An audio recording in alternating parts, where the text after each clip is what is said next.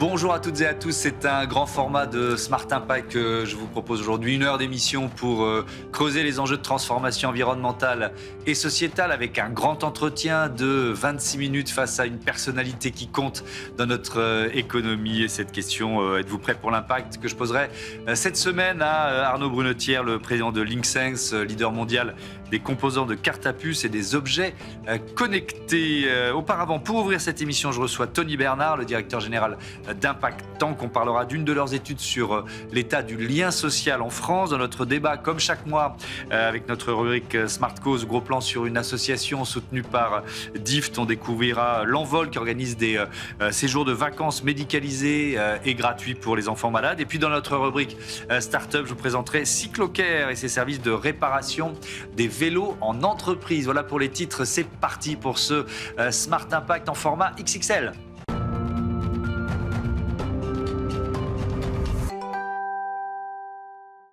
Smart Cause, c'est un gros plan chaque mois sur une association en partenariat avec DIFT et donc avec Clara Piget. Bonjour. Bonjour. Heureux de vous retrouver, cofondatrice responsable des opérations de DIFT, et Johanna Jam. Bonjour. Bonjour. Bienvenue, vous êtes la directrice générale de l'Envol que vous allez nous présenter dans quelques secondes. On commence par rappeler en quelques mots, Clara, ce que fait DIFT pour celles et ceux qui découvrent votre entreprise. Qui découvrent encore. Donc DIFT, c'est la contraction entre don et gift. C'est une entreprise qu'on a créée il y a 3 ans avec mes associés. C'est une plateforme qui permet à des entreprises d'offrir donc des cadeaux qui sont des dons préfinancés à des associations, à leurs clients et collaborateurs, à tout un tas d'occasions, les vœux de fin d'année, un programme de fidélité. Et donc qui est utilisé tout aussi bien par des PME que par des très grands groupes pour changer un peu leur relation avec leurs clients et mettre un petit peu d'émotionnel dans tout ça. Et donc l'Envol fait évidemment, on l'aura compris, partie des associations accompagnées par DIFT. Présentez-nous l'Envol, allez-y, en quelques mots. Ou en quelques minutes, soyons fous. Donc l'Envol, c'est une association reconnue d'utilité publique qui accompagne des enfants atteints de maladies graves et leurs familles. Ce qui nous singularise parmi les associations, toutes les merveilleuses associations qui accompagnent les enfants malades, c'est qu'on a une approche qui est multipathologie, c'est-à-dire qu'on est en capacité d'accompagner des enfants qui sont atteints de toutes sortes de pathologies, tout confondu. Donc on peut avoir des cancers, on peut avoir aussi des maladies hématologiques non malignes, comme la drépanocytose, qui est une maladie génétique la plus répandue au monde, et qu'on est la seule association à accompagner en France. Donc on peut... Et ça veut dire que vous organisez des séjours vacances, par exemple? Voilà. C'est uniquement ça ou c'est pas seulement ça, l'Envol? Alors, l'Envol, c'est d'abord effectivement des séjours adaptés et médicalisés. Oui.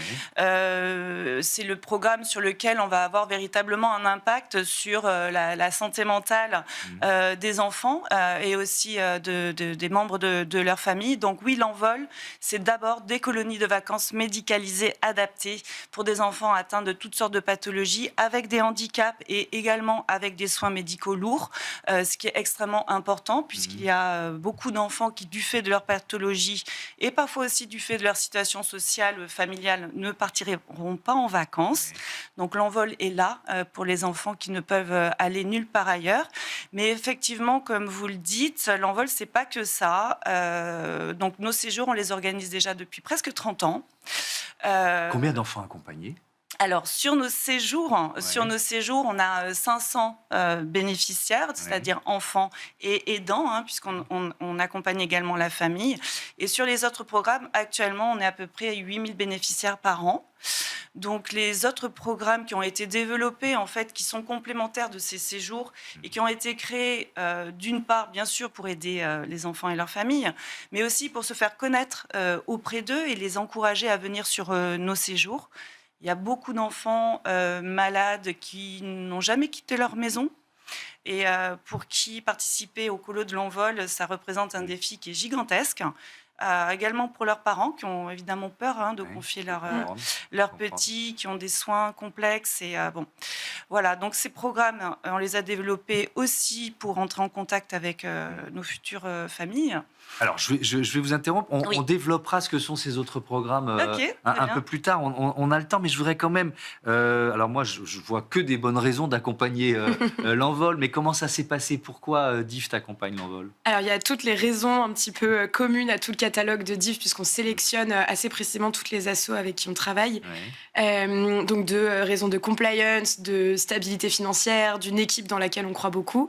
Et l'envol en particulier, nous, ce qui nous a touchés, c'est deux aspects. Déjà, c'est effectivement une action essentielle pour tous ces enfants qui sont dans des situations de pathologie lourdes et difficiles à accompagner. Les familles qui sont autour, c'est 650 000 familles, il me semble, en France, qui ont besoin d'accompagner un enfant et donc dont le quotidien est vraiment chamboulé par la maladie. Et il y a un vrai sujet de professionnalisation des équipes associatives. Et donc l'Envol, c'est une asso qui arrive à avoir des bénévoles qui sont des médecins, des infirmiers, des infirmières qui les accompagnent sur les séjours. Et donc pour nous, c'est un grand gage de confiance aussi et de capacité de développement de tous ces séjours. Donc voilà, c'est ça les grandes raisons qui nous ont liés à cet asso. Un partenariat comme ça, on peut parler de partenariat avec DIFT. Qu'est-ce que ça vous apporte concrètement? De l'argent? De la visibilité aussi? La preuve. Oui, vous êtes ici. Voilà, oui, bien sûr, l'aspect financier est extrêmement important. L'envol est financé quasiment exclusivement par fonds privés, donc par la générosité des entreprises ou des particuliers.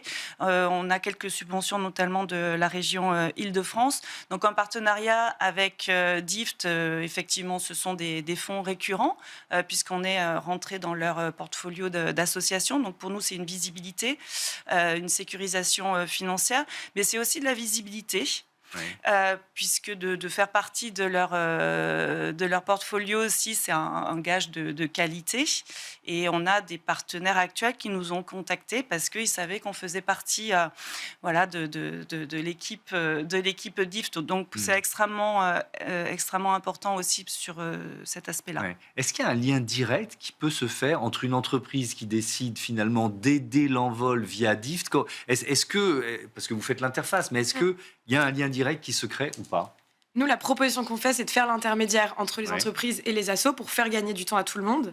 Mais depuis 3 ans, on a vu plein de fois des entreprises vouloir aller plus loin avec les assos avec qui elles sont rentrées en contact par DIFT. Donc, c'est du mécénat de compétences, c'est organiser des activités avec les associations. Je sais qu'il y a des entreprises qui proposent des sorties un peu exceptionnelles pour les enfants, pour faire découvrir certains univers. Donc oui, c'est tout à fait possible et on l'encourage d'ailleurs beaucoup. Est-ce que les entreprises qui viennent vers vous, il y a forcément un cadre ou quelqu'un de l'entreprise qui vit la situation d'avoir un enfant malade d'une maladie chronique et qui se dit « tiens, il faut que j'aide l'envol » ou pas? Pas forcément. Pas forcément, non. Ça va être plutôt une entreprise qui va décider de soutenir plutôt des actions en lien avec la santé, avec l'enfance ou avec la santé mentale, et qui va se proposer des appels à projets dans ce cadre-là. Après, il peut y avoir aussi des salariés de certaines entreprises qui vont proposer des associations. Donc ça aussi, c'est des financements qu'on arrive à obtenir par des salariés qui sont sensibles même à cette cause-là. Donc parfois parce qu'ils le vivent personnellement et ils vont choisir l'envol et le promouvoir auprès de leur entreprise. Oui, en interne. J'ai trouvé ce chiffre, c'est l'assurance maladie qui nous donne cette information. 3 millions d'enfants touchés par une maladie chronique en France. Est-ce que... Alors, ma question, je mets plein de guillemets, mais est-ce que c'est une cause facile? Je mets plein de guillemets. Est-ce que c'est facile de mobiliser une entreprise quand on parle d'enfants malades? Je comprends bien la question. Oui. C'est un sujet qui touche évidemment parce que il y a un aspect. C'est facile de se projeter dans ces problématiques et c'est indéniable qu'il faut mener une action. Il n'y a vraiment pas du tout de question politique ou polémique autour de ces sujets-là. Donc, effectivement, je pense qu'il y a une forme de facilité pour les entreprises à s'engager sur ces sujets. Maintenant, comme tout le secteur associatif, il y a un vrai enjeu de comment pérenniser les financements. Il y a un fort désengagement dans les moments économiques et politiques compliqués de la part du secteur privé. Donc, disons que parmi les causes, elle n'est pas trop difficile à faire entendre. J'entends bien Maintenant, il y en a l'argument. Parce pas de qu'effectivement, facile. on y a consacré plusieurs débats sur les difficultés de l'économie sociale et solidaire, du monde associatif, la baisse des subventions. Je ne sais pas si vous la subissez déjà ou si vous craignez de la subir. Est-ce que, parce que vous disiez vous êtes aidé par la région Île-de-France, donc peut-être que vous n'êtes pas frappé de plein fouet par la baisse des subventions. Bon, donc heureusement et espérons que ça dure. Vous parliez des autres programmes. À quoi ils vous servent ? À faire connaître, à mobiliser, à dire aux familles on est là, on peut vous aider. C'est quoi l'idée ? En fait, les deux premiers autres programmes que l'on a créés, c'était en 2017 environ, presque 10 ans déjà. Ce sont des ateliers à l'hôpital et des sorties, ce qu'on appelle les sorties récréatives. Donc les ateliers à l'hôpital, finalement, c'est un petit peu des activités qu'on propose sur nos séjours, qu'on va dans des services pédiatriques à l'hôpital, proposer aux enfants pour transformer ce temps d'ennui à l'hôpital en temps de lien avec les autres enfants, de créativité.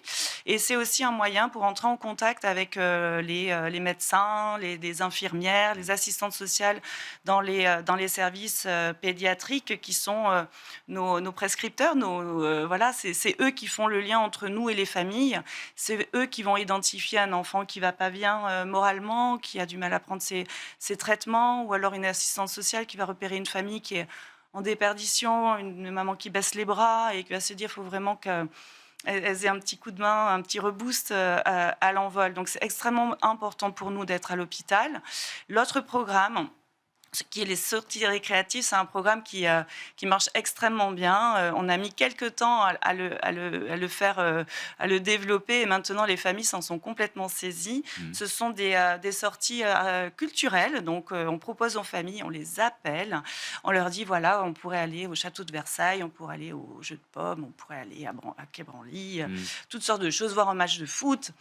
Et petit à petit, en fait, elles se sont rendues compte que ça leur apportait énormément à ces familles, parce que déjà, elles vont voir des choses intéressantes, elles voient leurs enfants qui s'ouvrent et qui s'intéressent à des choses qui leur seront utiles, mais aussi à la rencontre d'autres mamans. Et nous aussi, c'est l'occasion de parler avec les mamans ou les papas et leur dire vous voudriez peut-être venir sur un week-end famille. Est-ce que vous avez pensé à un séjour pour votre enfant ? Et ça, c'est vraiment un moment qui est très privilégié et une sorte gagnant. Une sorte de point de départ. Alors, ça n'a pas été compliqué pour vous de venir sur ce plateau, puisque vous êtes dans nos locaux, dans les locaux de FICAD, qui est le groupe propriétaire de Be Smart for Change, qui est aussi partenaire et mécène de l'Envol, avec notamment le séjour frères et sœurs. C'est quoi le séjour frères et sœurs ? Alors, parmi les séjours que l'on organise, il y a plusieurs niveaux de séjours. Il y a les séjours multipathologie, mais il y a aussi des séjours pour les aidants. Et dans les séjours pour les aidants, il y a le séjour fratrie, donc l'enfant malade avec ses frères et sœurs, les week-ends famille, et un séjour qu'on organise par an, le séjour frères et sœurs, qui est réservé aux enfants qui ont un ou plusieurs frères et sœurs gravement malades et qui viennent pendant une semaine faire les mêmes activités que leurs frères et sœurs. Et ce programme-là, il est unique en France. On l'a conçu parce qu'on sait que les frères et sœurs d'enfants malades sont des enfants qui sont en grande souffrance psychologique, qui peuvent avoir des sentiments mélangés dont ils peuvent avoir honte. Ils peuvent avoir honte d'avoir un enfant malade, un frère ou une sœur malade. Ils peuvent avoir honte d'avoir honte. Ils vont être aidants à un jeune âge. Ils peuvent être aussi soignants à un très jeune âge. En tout cas, ils sont dans des situations qui sont très pénibles. Ils voient leurs parents en grande souffrance et ils souffrent souvent discrètement, ou alors ils ont des troubles. Il y a une étude qui a été faite aux États-Unis qui montre que les frères et sœurs d'enfants malades sont une population à risque en termes de maladie mentale. Je ne parle pas de santé mentale, on parle de maladie mentale. Donc c'est extrêmement important de les aider. Ils adorent ce séjour. Les parents aussi, au début, étaient un petit peu étonnés quand on leur a dit « mais vous savez, vous pouvez inscrire votre autre enfant sur notre séjour ». Ils étaient assez étonnés. Eux aussi, parfois, grâce à l'Envol, grâce aux discours que l'on a, prennent conscience que cet enfant-là a besoin d'une prise en charge, parce qu'ils sont tellement focalisés sur l'enfant malade que malheureusement, parfois, ils passent à côté de cette situation-là. Merci beaucoup, merci à toutes les deux, à bientôt. Merci Alors à à la vous. rentrée, on se retrouve au mois de septembre pour découvrir une autre cause accompagnée par DIFT. Merci encore. Merci. On passe tout de suite à notre rubrique Prêt pour l'impact.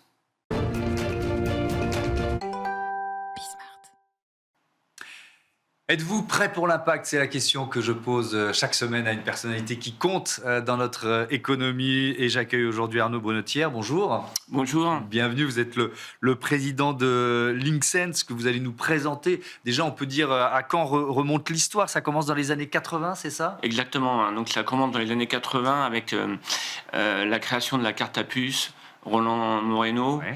Et donc nous accompagnons cet écosystème avec les télécartes de France Télécom qui permettent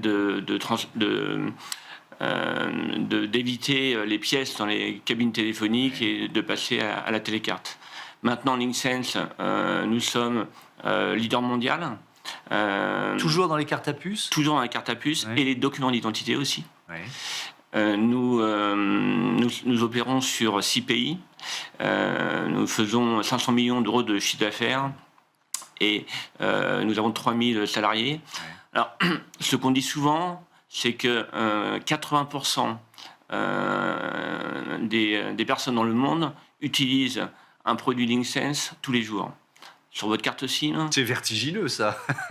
sur votre carte bancaire, Ouais. sur un passeport ou une carte d'identité. Oui, effectivement. La carte à puce, premier vecteur de croissance. Aujourd'hui, quels sont vos métiers? Parce que ça s'est vraiment bien élargi, en fait, ce que fait Linksense. Donc, nous faisons effectivement des produits autour de la carte à puce. Donc, c'est le petit carré doré Oui. que l'on voit sur votre carte bancaire. La même chose sur les cartes d'identité, donc les cartes biométriques Ouais. ou les passeports biométriques. Nous avons aussi lancé un axe sur la santé connectée. Et donc, nous faisons par exemple du suivi cardiaque pour des patients. Et enfin, nous avons une branche, une division sur les objets connectés, où nous faisons de la traçabilité et de l'authentification. Et alors, pour bien comprendre, dans la carte à puce, vous faites quoi? On fait le connecteur. C'est On quoi fait- le connecteur? Et donc, le connecteur, c'est le petit carré doré Ouais. qui va venir connecter votre moyen de paiement Ouais. et la carte. C'est-à-dire, sans le connecteur, la carte sert à rien, en fait. Il ne sert à rien. Ok, d'accord, on a bien compris. Avec une matière première qui est l'or. Exactement. C'est-à-dire, ces petits connecteurs, ils ont toujours une fine pellicule d'or, c'est ça? Exactement. Donc, l'or ou le palladium, Oui. ce sont deux métaux précieux. Pourquoi? Parce que l'or a deux éléments intéressants. Il résiste à la corrosion et ça nous permet de souder la puce avec ce connecteur. Donc, vous ne pouvez pas vous passer d'or, qui est une matière première particulièrement recherchée, notamment en période d'incertitude, de crise, d'instabilité. Bref, dans la période actuelle, comment vous répercutez les variations, et notamment les hausses du cours de l'or, sur vos produits? Est-ce que vous êtes soumis à ces variations? Est-ce que vous réussissez à lisser finalement, malgré tout, le cours de l'or par des commandes sur le long terme? Comment vous faites? Alors, ce qu'on fait, c'est que nous nous couvrons. On fait une couverture sur un an.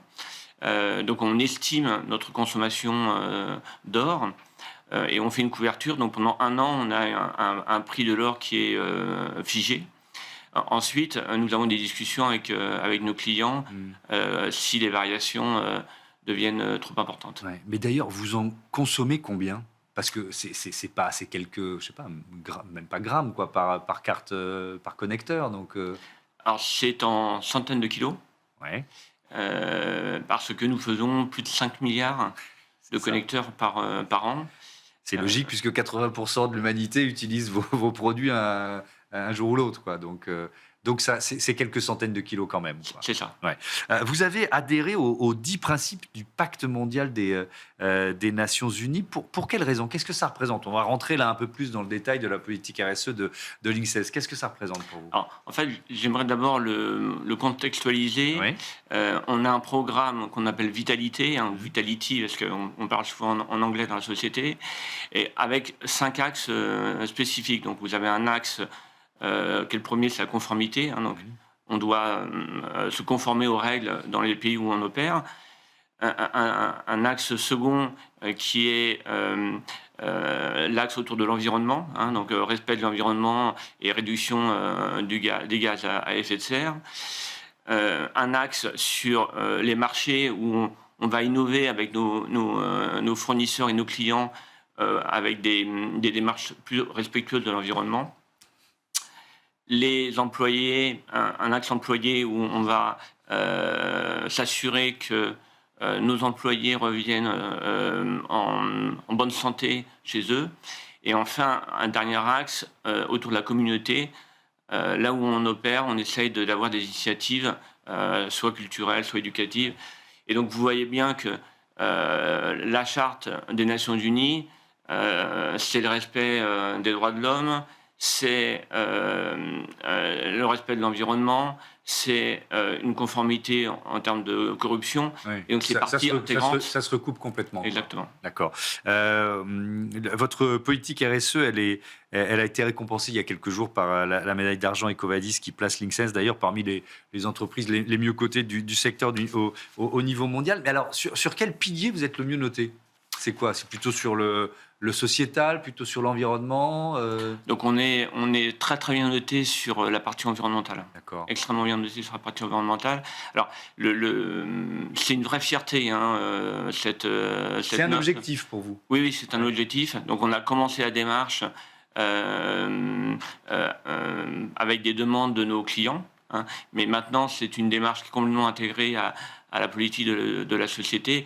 Et j'en profite pour remercier toutes les équipes qui ont travaillé sur le sujet. Donc, on est dans les 7% dans notre secteur d'activité des entreprises qui ont les mieux notés. D'accord. Donc, c'est vraiment une très très belle performance et une très belle fierté. Ouais, effectivement. Et justement, alors là, on va vraiment se concentrer sur la question environnementale. On a une question de celui qui était à votre place la semaine dernière sur ce plateau. Karim Soyelavoup, le directeur général du groupe Logis Hôtel. On l'écoute. Bonjour Arnaud. Comment est-ce que Linksense rend sa production électronique plus durable dans un secteur qui est réputé très énergivore? Alors déjà, on peut faire le constat de l'aspect énergivore du secteur. Qu'est-ce que vous pouvez nous dire là-dessus? Alors, effectivement, c'est un secteur énergivore. Alors, je vais vous donner quelques chiffres. Donc, nous émettons 200 000 tonnes équivalent CO2 par an. Donc, on mesure un scope 1, scope 2, scope 3. Scope 1, c'est 1%. Scope 2, c'est 14%. Scope 3, c'est 85%. Et en fait, le scope 3, c'est principalement la fabrication des puces. Et donc, c'est là où il y a le côté énergivore. Donc, sur la fabrication des puces, Linksense n'a pas beaucoup de levier. Vous n'avez pas de levier sur vos fournisseurs, c'est ça? C'est très compliqué? C'est très, très compliqué sur les fournisseurs. Donc, ce qu'on s'attache, c'est de travailler sur les actions où on a des leviers. Donc, et là, je vais répondre.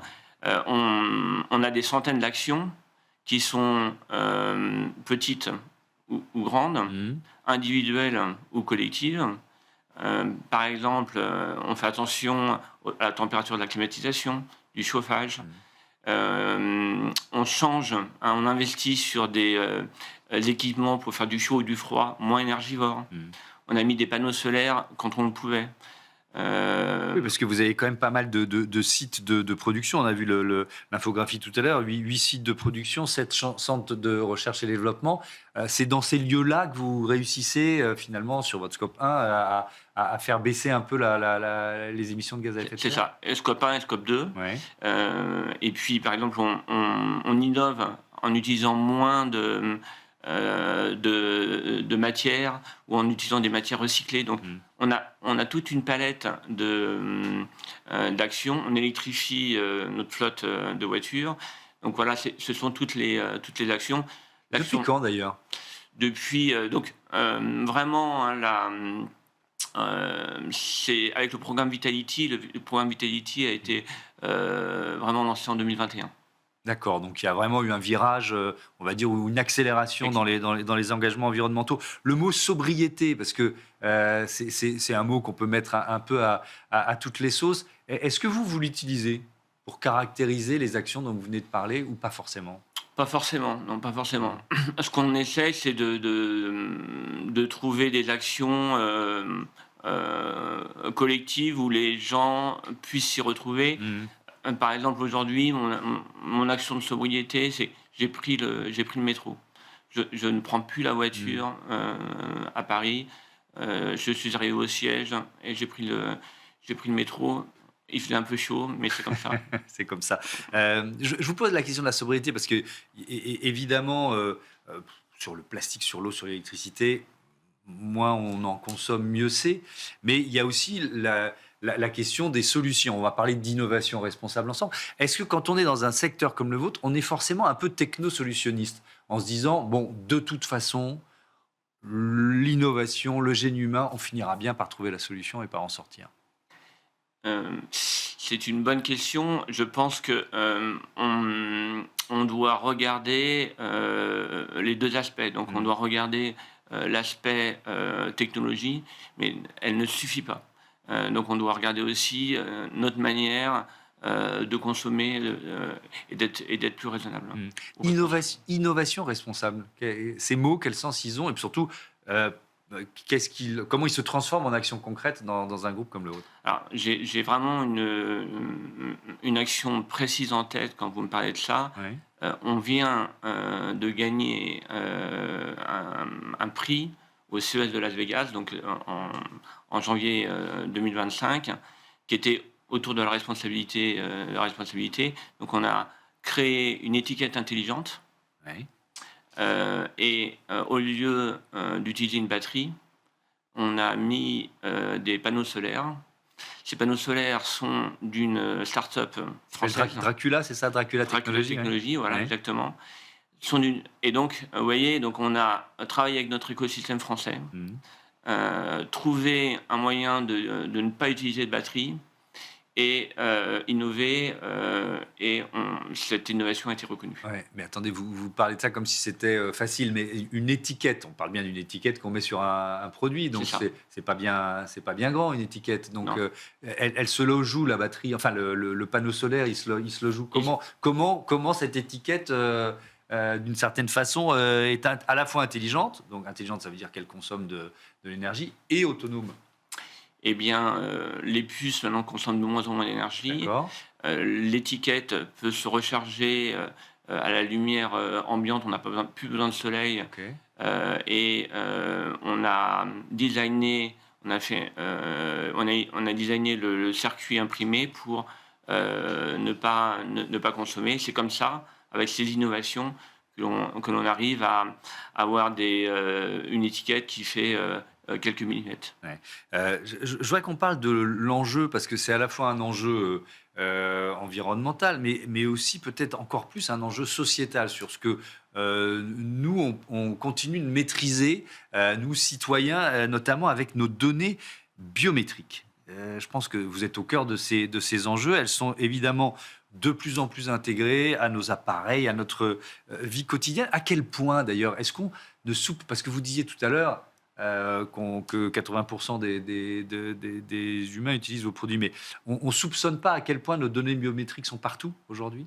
Alors, vos données biométriques sont dans beaucoup d'objets. Oui. Ils sont protégés. C'est-à-dire que les fabricants de puces ont des moyens de cryptographie qui permettent de protéger ces données-là. Elles sont difficilement hackables, en particulier sur les produits dans lesquels on travaille. Une carte à puce est très très peu en contact avec l'environnement extérieur. Simplement, quand vous payez, vous allez être connecté. C'est pas le cas, par exemple, du téléphone. Mais je vous pose cette question parce qu'il y a cette enquête que Deloitte proposait il y a un an, une grosse année, 2 ans. 67% des consommateurs craignent que leurs données biométriques puissent être utilisées à mauvais escient si elles sont stockées dans le cloud. Alors ça, c'est une dimension intéressante. Est-ce que c'est pas une obligation que ces données biométriques soient stockées dans le cloud? Non, c'est pas une obligation. Technologique, je veux dire. Non, c'est pas une obligation technologique. Il y a beaucoup de solutions où les données sont logées dans la puce. Et donc, en fait, c'est sur vous, c'est sur votre carte ou sur votre papier d'identité. Et donc, c'est pas dans le cloud. Oui, mais alors, comme il y a de plus en plus de données biométriques dans des objets connectés, est-ce qu'un objet connecté, il n'est pas plus facilement hackable lui aussi? Vous voyez ce que je veux dire? Il sera plus facilement hackable s'il est très souvent connecté. S'il n'est pas connecté, la seule opportunité, fenêtre pour le hacker sera au moment de la connexion. Donc, quand vous payez, quand vous avez une connexion avec un réseau. Est-ce que pour vous, j'imagine c'est un enjeu très important, mais est-ce qu'il y a, en vous écoutant, je pense aux gendarmes et aux voleurs ou aux chats et la souris, c'est-à-dire comment ne jamais être en retard d'une innovation de ceux qui cherchent à hacker vos produits et nos données? Donc, c'est vraiment ça, c'est vraiment ce jeu-là. La prochaine révolution qui arrive, c'est le quantique, c'est-à-dire que vous allez avoir une puissance de calcul phénoménale, et donc les systèmes de puces actuels ne vont pas vont être facilement hackables. Et donc les fabricants de puces travaillent très très dur actuellement pour avoir des solutions prêtes quand cette technologie sera disponible. Oui, parce qu'on parle évidemment notamment de nos cartes bancaires. Donc, qui dit moyen de paiement, dit enjeu de souveraineté nationale. Est-ce que la France, mais peut-être aussi la France dans l'Europe, on est un peu mieux protégé, notamment par des règlements, que dans d'autres pays? Alors, on est protégé par les règlements, et je pense qu'on est aussi protégé par un écosystème. Alors, le règlement, c'est la RGPD. Donc le règlement général de la protection des données. C'est ça. Et l'écosystème, c'est que vous avez, et ça c'est vraiment, je trouve, quelque chose dont on peut être fier. Si vous regardez l'écosystème de la carte à puce, vous avez encore aujourd'hui en France les leaders mondiaux. Et donc, les développements autour de ces produits-là seront, je dirais, les sociétés sont attentives à ces éléments-là. Sur les choix logistiques, et peut-être aussi, vous nous avez dit que vous faites des choix logistiques aussi pour essayer de baisser le bilan carbone de l'entreprise, mais peut-être on peut retourner à la question. Est-ce que ces objets connectés que vous proposez, ils sont en train de transformer la logistique, ça c'est sûr, mais de la rendre un peu moins énergivore aussi? Ce que je pourrais dire, c'est que c'est pas le premier but. Le premier but, c'est d'améliorer la traçabilité de la chaîne logistique. Vous avez de plus en plus de vaccins qui demandent une traçabilité et un contrôle de température. Vous avez de nombreux produits qui peuvent être sensibles. Et donc, vraiment, le premier besoin, c'est vraiment cette demande de traçabilité. Le fait qu'on utilise de plus en plus de puces, c'est quand même une consommation un petit peu d'énergie. Ce que je vois, c'est qu'on pourra mieux mesurer l'impact CO2 grâce à ces produits-là, parce qu'on aura une traçabilité complète. Mais qui dit objet connecté dit data center qui tourne de... Enfin bon, alors après, on revient sur votre bilan carbone et sur le scope 3, qui est évidemment celui sur lequel vous avez le moins de levier possible. Mais bon, ces data centers, j'imagine que vous vous en préoccupez, de leur capacité à être moins énergivores. Est-ce que vous voyez le secteur évoluer? Alors, sur les data centers, c'est quand même un petit peu loin de notre business. Ouais. Mais il y a ce que je comprends, hein, ce que j'observe, c'est qu'il y a vraiment des réflexions autour du refroidissement, Ouais. de la réduction d'électricité, de l'utilisation d'énergie verte pour les faire fonctionner. C'est ce que je peux vous dire. Ouais. Je ne suis pas assez sachant sur ce secteur-là. Et d'ailleurs, vous avez en partie répondu en racontant l'histoire des étiquettes, c'est-à-dire que plus vous rendrez vos objets connectés autonomes en énergie, moins la question se posera, effectivement. Exactement. Je voudrais qu'on parle de la santé, parce que c'est un secteur nouveau d'une certaine façon dans l'activité, ou relativement nouveau dans l'activité de Linksys. Depuis quand et avec quelle logique? Pourquoi vous êtes allé dans le secteur de la santé? Alors en fait, on y a été parce que une start-up est venue nous chercher sur un produit très spécifique qui est un analyseur de sang. Donc notre premier produit, c'était un connecteur où on venait mettre une goutte de sang et pour analyser 13 caractères comme le nombre de globules, l'oxygène dans le sang. Donc ça, c'était notre premier business il y a environ 10 ans.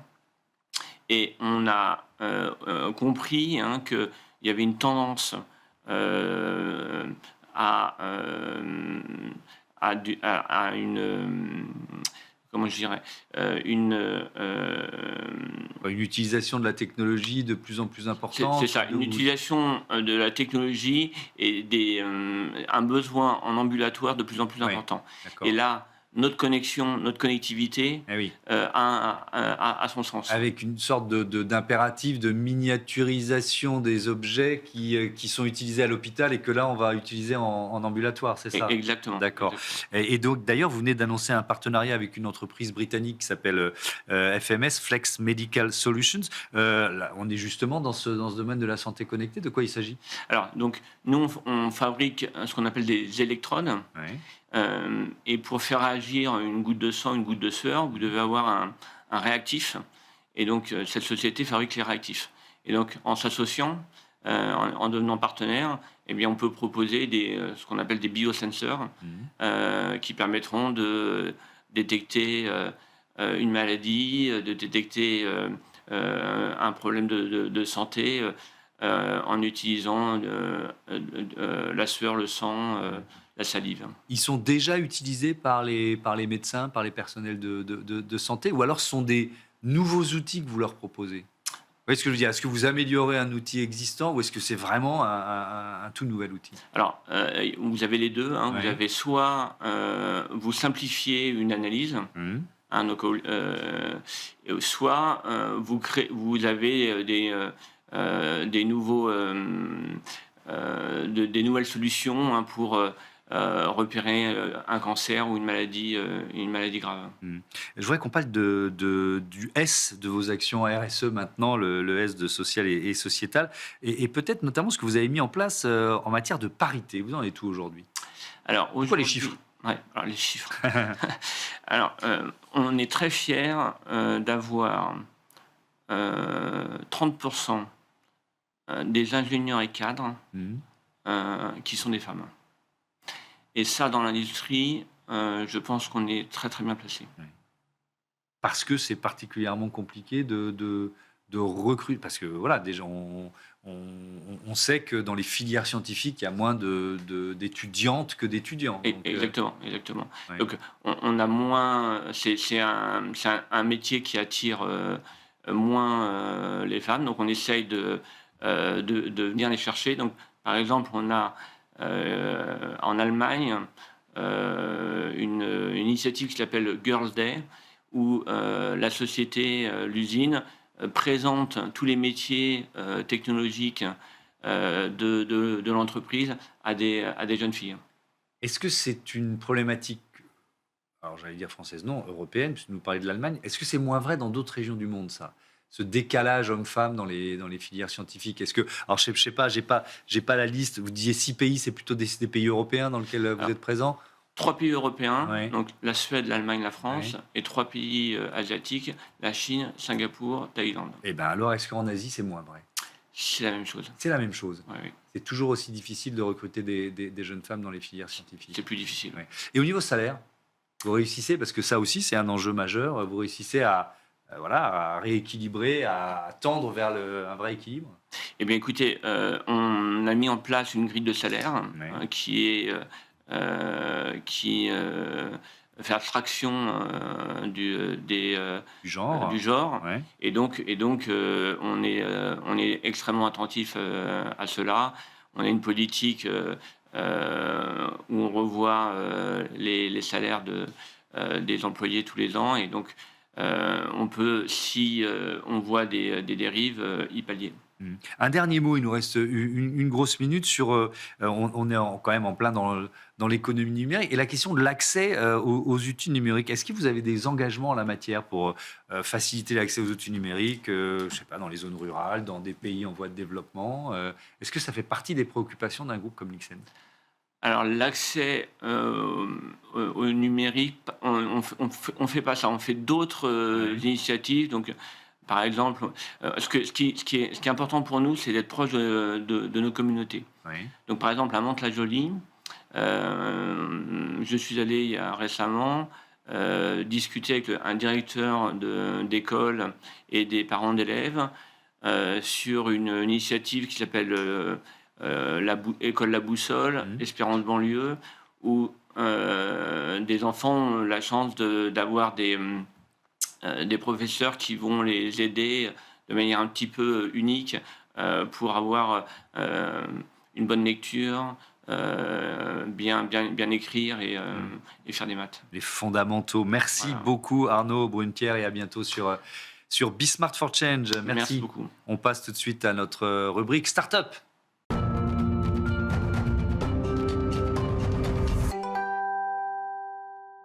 Smart Ideas avec Clément Schmitt, le cofondateur, le directeur général de Cyclocare. Bonjour. Bonjour. Bienvenue, vous l'avez créé en 2022 avec Arthur Sédou. Et question traditionnelle de cette rubrique, avec quelle idée? Alors, Cyclocare, l'idée, c'était de favoriser l'usage du vélo sur les déplacements domicile-travail au sein des entreprises. Oui, d'accord. Et alors, entre l'idée et la création d'une entreprise, il y a quelques étapes. Comment vous les avez franchies? Alors, d'abord, on a créé une entreprise d'insertion, Oui. donc, dans le but de favoriser cet usage du vélo en entreprise, autour de 3 services. Le premier, c'est un atelier révision-réparation directement sur le lieu de travail des salariés pour entretenir et réviser les vélos en bas de leur bureau. D'accord. Le deuxième, c'est un atelier plus pédagogique pour sensibiliser à la sécurité routière à vélo. Et le troisième, c'est d'installer des flottes de vélos électriques en location longue durée pour faciliter aussi les déplacements à vélo. Qui sont vos clients aujourd'hui? Et puis, alors, question subsidiaire mais importante, quels bénéfices ils tirent de ce service proposé à leurs salariés? Alors, nos clients actuellement, c'est vraiment des grands groupes ou des collectivités, la D'accord. plupart du temps de plus de 300 collaborateurs. Par exemple, on a des ministères, on a des grandes banques, on a des associations aussi. Oui. Toutes les structures qui veulent favoriser le vélo. Et qui ont une flotte, entre guillemets, c'est-à-dire suffisamment de collaborateurs qui ont déjà fait ce choix de circuler à vélo. Tout à fait. Ouais. C'est pour ça qu'on vise plus de 300 collaborateurs. Donc, c'est les vélos personnels des salariés Ouais. ou des flottes déjà existantes financées par les employeurs. Et alors, quel bénéfice ils en retirent? Qu'est-ce qu'ils vous disent sur ce que leurs salariés disent du service Cyclocare? Vous voyez ce que je veux dire? Alors, il y a plusieurs choses. Il y a d'abord la sécurité. Mhm. La plupart des vélos qu'on voit, nous, ils ne sont pas entretenus du tout. Parce que les personnes attendent d'avoir un problème immobilisant Mhm. pour aller chez le réparateur, donc elles ne le font pas. C'est le gain de temps. Justement, plutôt que d'aller chez un réparateur avant ou après les heures de travail, nous, on vient directement en bas de leur bureau. Et en plus, c'est financé par l'employeur. Du coup, il y a un vrai avantage financier aussi pour les collaborateurs. Évidemment, avec ce chiffre que nous donne l'ADEME, 70% des trajets domicile-travail font moins de kilomètres. Évidemment, quand on a lu ça, on se dit, on se met tous à la mobilité douce. Est-ce que ça veut dire aussi qu'il y a encore un fort potentiel de croissance sur le passage au vélo électrique ou pas d'ailleurs? Est-ce que vous le voyez, vous le sentez, cette croissance qui continue? Oui, exactement. On a des marchés européens qui sont beaucoup plus matures, comme les Pays-Bas, l'Allemagne. Ouais. Il y a plusieurs centaines de milliers de vélos de fonction, alors qu'on y en a à peine 30 000 en France actuellement. Donc on voit que la marge de progression est énorme et que les changements commencent à arriver grâce aux infrastructures cyclables qui se développent à Paris, ça on le voit tous depuis 5 ans. Ouais.